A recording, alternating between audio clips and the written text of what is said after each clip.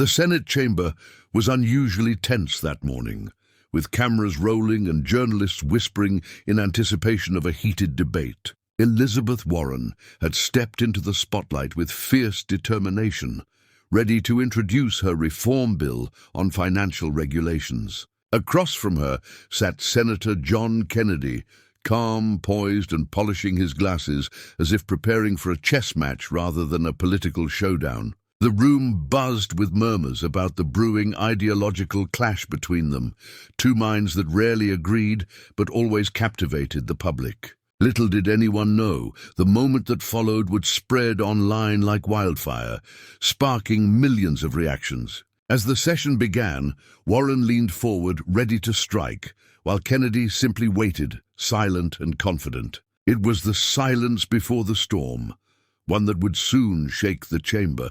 Elizabeth Warren began with a fiery speech, confident that her proposals were bold, fresh, and transformative. She painted her ideas as the future of America, implying that anyone opposing them was stuck in outdated thinking. The crowd stiffened when she looked directly at Kennedy and called him a relic of the past, her voice echoing sharply through the chamber. A few gasps slipped from the audience. Everyone knew Warren was bold, but this insult carried a sting that couldn't be ignored. Camera lights flickered, capturing the subtle tightening of Kennedy's jaw as he absorbed the jab. Rather than reacting immediately, he calmly adjusted his microphone and took a quiet sip of water. Warren smirked, believing she had already won the exchange. The tension was magnetic, pulling everyone to the edge of their seats.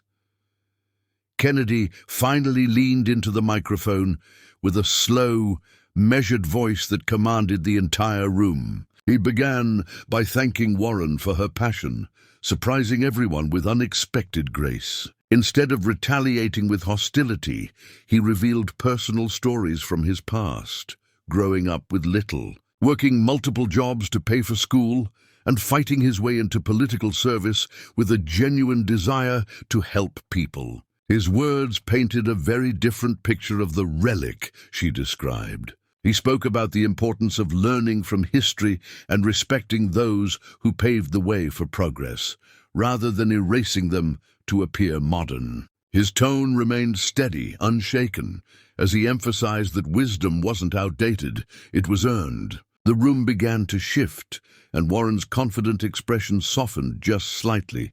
When Kennedy transitioned into addressing the bill itself, he did so with surgical precision. Rather than mocking Warren's ideas, he broke them down point by point, explaining their potential consequences for small businesses and middle-class families. He offered alternative solutions that were not only practical, but compassionate, balancing reform with realism, progress with protection. Senators on both sides began nodding, impressed not only by the substance of his argument, but by the respect he maintained throughout. Kennedy's ability to combine intellect with humility formed a powerful contrast to the earlier insult. His words began to resonate far beyond the chamber, touching something deeper, a reminder that leadership wasn't about ego, but service.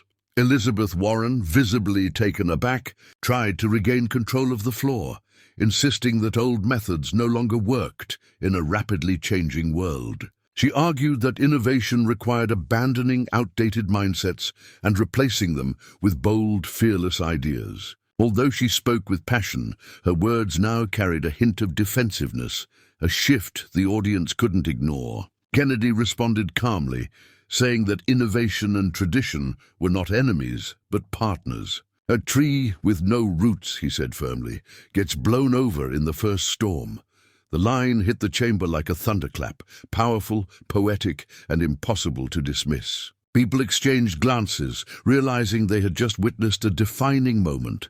The debate continued, but the energy had changed. Warren began to look less like a confident reformer and more like someone wrestling with her own frustration. Kennedy, on the other hand, remained composed, his presence growing stronger with every well-placed word. He never raised his voice, never resorted to cruelty, yet his message carried more weight than any insult ever could. Even journalists watching from the sidelines whispered that Kennedy had managed to defend his values while uplifting the conversation. For the first time, a few senators who previously disagreed with him began considering his points seriously. Respect, not humiliation, was earning him victory.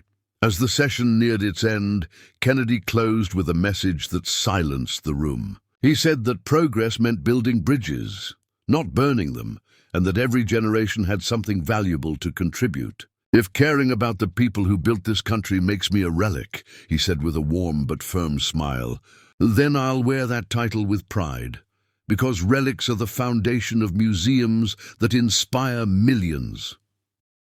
The chamber erupted, not in mockery, but with stunned admiration. Even those who disagreed couldn't deny the brilliance of his closing words. For the first time that day, Warren had no response, only a thoughtful expression that hinted she may be reconsidering her approach. Outside the Senate, the moment exploded across social media within hours. Clips of Kennedy's response spread across platforms, sparking debate, reflection, and praise. Some viewers applauded his dignity, others admired his intellect, and many expressed surprise at how a potentially hostile moment became a lesson in respectful disagreement. Instead of tearing Warren down, he lifted the entire conversation up, turning what could have been a petty political clash into a profound reminder of how leaders should behave. People from all walks of life, students, veterans, business owners, and parents, shared how his words moved them. The story became about more than politics. It became about character. Days later, something unexpected happened. Warren approached Kennedy privately, away from cameras and spectators. She admitted she had let frustration guide her words and acknowledged the power of his response. Kennedy, ever gracious, thanked her for speaking openly and emphasized that disagreement was healthy when grounded in respect. Their conversation ended with a genuine handshake, leaving both with a renewed sense of purpose. Though they continued to disagree on many issues, a quiet understanding now existed between them, a shared commitment to serve, not to win.